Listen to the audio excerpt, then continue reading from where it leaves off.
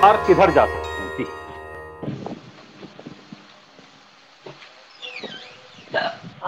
असल में हुआ है ऐसा कि प्रेशर जो, देखिए ये एनसीपी की क्राइसिस नहीं है, ये बीजेपी की क्राइसिस है। बीजेपी 2024 के लिए जो तैयारी कर रही है उसमें महाराष्ट्र मतलब ऊपर में है नंबर में।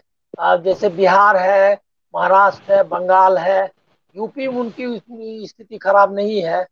तो जहां पर कि वो लूज करने वाले हैं और जहां सीटें भी हैं उनके पास, तो वो चाहते हैं ये कि इन जगहों पे कुछ मुकम्मल इंतजाम किया जाए, जिसमें कि महाराष्ट्र में उन्होंने शिंदे वाला जो ऑप्शन ढूंढा था, वो ऑप्शन 2024 के लिए कारगर सिद्ध नहीं होने वाला है। ये सिर्फ इसलिए नहीं है कि सुप्रीम कोर्ट का डिसीजन आ जाएगा और वो मतलब 16 लोग या ज्यादा लोग उनको ये एंटी डिफेक्शन मतलब दल बदल कानून के तहत उन पे उनका उनकी सदस्यता चली जाएगी। इसमें उसको उनको उतनी दिलचस्पी उतनी है या नहीं, मतलब लोकल लीडरशिप को हो सकती है, लेकिन नरेंद्र मोदी और अमित शाह जो है उनकी दिलचस्पी 2024 के इक्वेशन के लिए है। और उस इक्वेशन में शिंदे से उनका काम नहीं चलने वाला है। बल्कि अब वो ऐसा लोगों ने ये भी बताया कि अब वो महसूस कर रहे हैं कि इससे उनका और उनकी और कठिनाई बढ़ेगी, मतलब उनका वो जिद दिक्कत आएगी, मतलब सीट तो रिटेन नहीं कर पाएंगे, और भी कठिन रहेगा उनके लिए, लूज बहुत करेंगे हेवीली। तो इसके लिए उन्होंने ऐसा किया है कि उनकी नजर है अजीत पवार पर। वो अजीत पवार वल्नरेबल हैं, उनको उनके केसेस जो कई मामलों में है। अभी जो शुगर मिल फैक्ट्री में उनका नाम नहीं था उस घोटाले में, लेकिन नाम नहीं दिया गया, लेकिन वो है उन्हीं का। तो और भी इसके अलावा सिर्फ अजीत पवार के का अकेले का मामला नहीं है। अजीत पवार के साथ जो लोग हैं, कई एमएलए, यहाँ असल में जो शुगर पॉलिटिक्स है, एनसीपी मतलब उसका एक बड़ा हिस्सा वो कंट्रोल करती है वेस्टर्न महाराष्ट्र में। और वो जो है उनमें वहाँ मतलब ऐसा नहीं है कि घपले होते रहते हैं, लेकिन फैक्ट्रीज हैं, कोऑपरेटिव सेक्टर है, और कोऑपरेटिव सेक्टर में अमित शाह ने जो वो बनाया भी उसका कानून और उसका मंत्रालय सेंट्रल में, जो कि स्टेट सब्जेक्ट था। तो ये सब करके कोऑपरेटिव पर उनकी नजर है बहुत, ये आरएसएस की बहुत पहले से नजर है।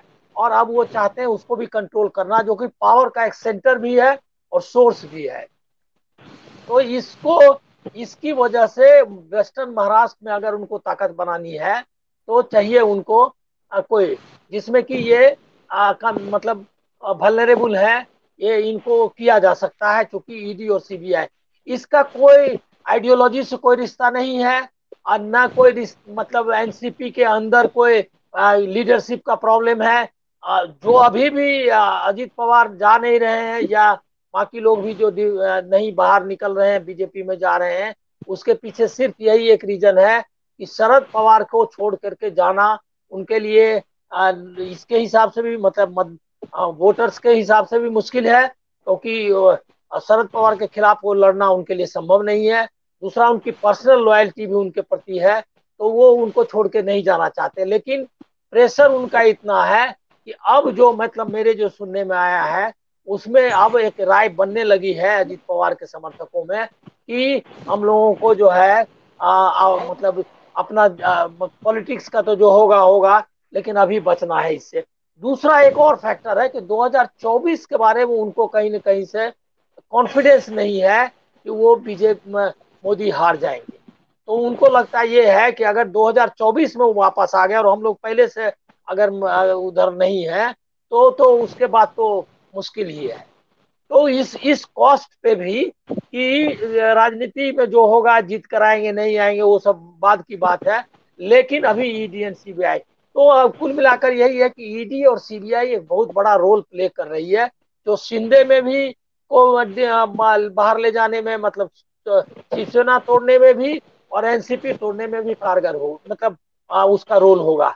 अब है क्या कि शरद पवार का क्लियर लाइन है कि वो बीजेपी के साथ नहीं जाएंगे, ये आप साफ साफ कह सकते हैं। इसलिए साफ साफ कह सकते हैं, और वो लाइन अब क्लियर भी हो गई। यहाँ पुणे में सकाल का कोई प्रोग्राम था, जिसमें कि अजीत पवार आए हुए थे, उन्होंने मोदी की जमकर तारीफ की, और ये भी लोगों ने कहा क्या कि आप सीएम बनना चाहते हैं, कहा जरूर बनना चाहते हैं, तो कहा कि कब बाद में करेंगे, तो कहा कि नहीं अभी भी ये क्लेम कर सकता हूं। तो उन्होंने कुछ गोल मटोल भी दिया और मोदी की तारीफ भी की। तो इससे मतलब उनकी एक अलग लाइन दिखाई दे रही है।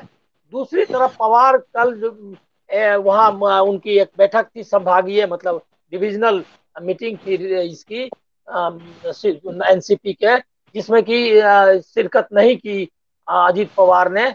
लेकिन उसको संबोधित करते हुए उन्होंने पुलवामा का, मतलब सतपाल मलिक वाला दोनों इशू उठाया। गुजरात दंगों में जो नरोदा का कांड आया उस पर उन्होंने यहाँ तक कहा कि संविधान की हत्या है। जो फैसला आया है वो संविधान, मतलब न्याय और संविधान की हत्या है। और उन्होंने बहुत जमकर उसकी तीखी आलोचना की। पुलवामा वाले में पुलवामा के इशू को भी उन्होंने उठाया।